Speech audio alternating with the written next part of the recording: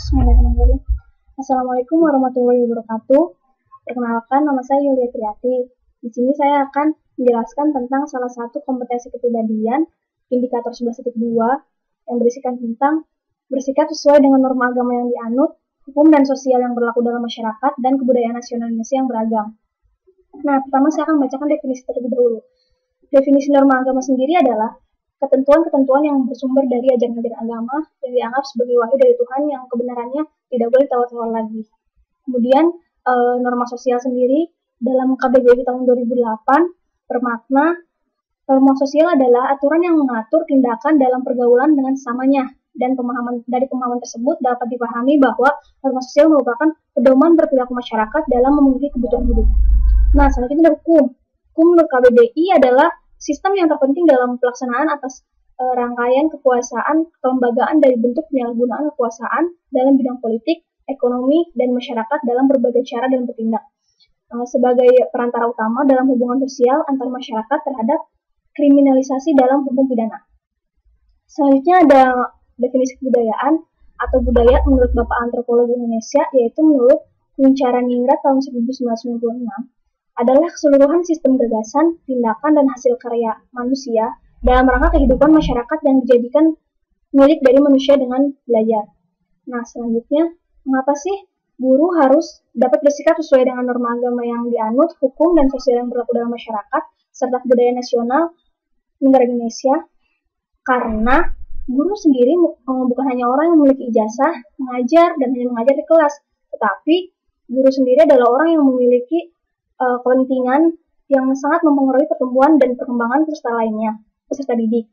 Nah, tentu saja perkembangan yang dimaksud adalah perkembangan yang positif, sehingga sebagai pelaksana utama kegiatan pendidikan dan sebagai orang yang langsung berhadapan dengan anak didik, guru hendaknya memperlihatkan sifat dan tingkah laku yang khas yang menunjang pelaksanaan belajar sebagai seorang pendidik, karena guru merupakan sosok yang ditunggu dan ditiru, sehingga setiap perbuatannya pasti dicontoh oleh peserta didiknya.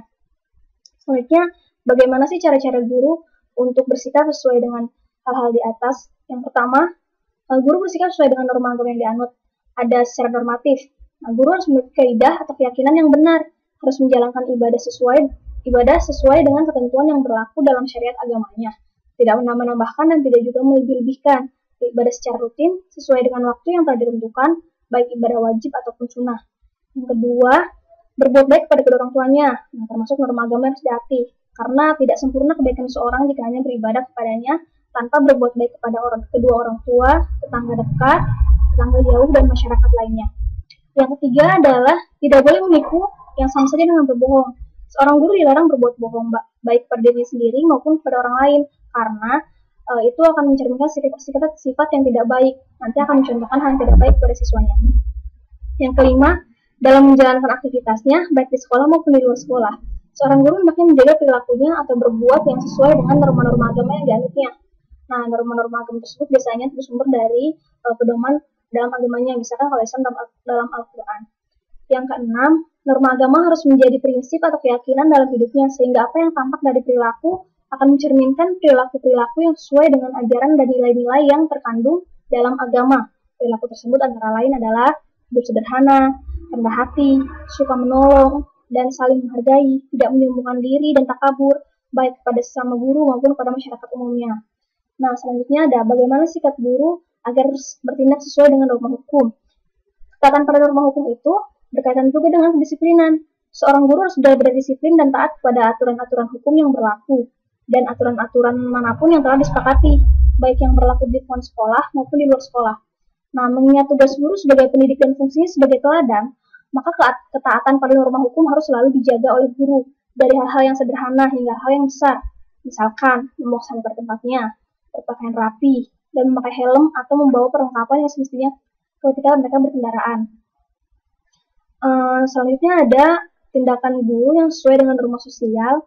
Nah, guru harus dapat bertindak sesuai dengan norma kesopanan dan norma kesusilaan, seperti penggunaan tata krama dan kesopanan dalam berperilaku, berbicara, dan berinteraksi terhadap siswa, orang tua, dan lainnya.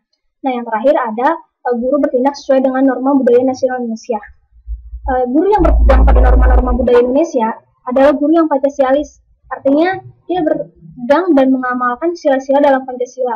Dalam aktivitas pergaulannya, baik dalam lingkungan sekolah maupun di luar lingkungan sekolah, guru harus berpedoman pada Pancasila sebagai landasan budaya Indonesia. Nah, di sini terakhir ada teori pendukung. Di sini saya mengambil teori tentang hukum ya dalam masyarakat, yaitu teori hukum sibernetika. Nah, teori ini menurut Wiener ini hukum itu merupakan pusat pengendalian komunikasi antara individu yang bertujuan untuk mewujudkan keadilan. Hukum itu diciptakan oleh pemegang kekuasaan yang menurut premis yang mendahulunya disebut sebagai central organ. Nah, jadi perwujudan tujuan atau pengendalian itu dilakukan dengan cara mengendalikan perilaku setiap individu, penghindaran sengketa, atau dengan menerapkan sanksi-sanksi hukum terhadap suatu sengketa. Dengan cara demikian, setiap individu diharapkan berperilaku sesuai dengan perintah dan keadilan dapat terwujud. Nah, teori ini menunjukkan tentang peran strategis pemegang kekuasaan yang memiliki kewenangan untuk membuat hukum, mengatur hukum, kemudian juga diubah, diperbarui, atau diamandemen.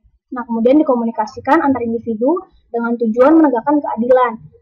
Melalui implementasi hukum dengan diikuti ketegasan sanksi-sanksinya, diharapkan perilaku individu dapat dihindarkan dari sengketa atau bagi anggota masyarakat yang terlibat dalam sengketa, konflik, atau pertikaian, lantas dicarikan landasan pemecahannya dengan mengandalkan kekuatan hukum yang berlaku.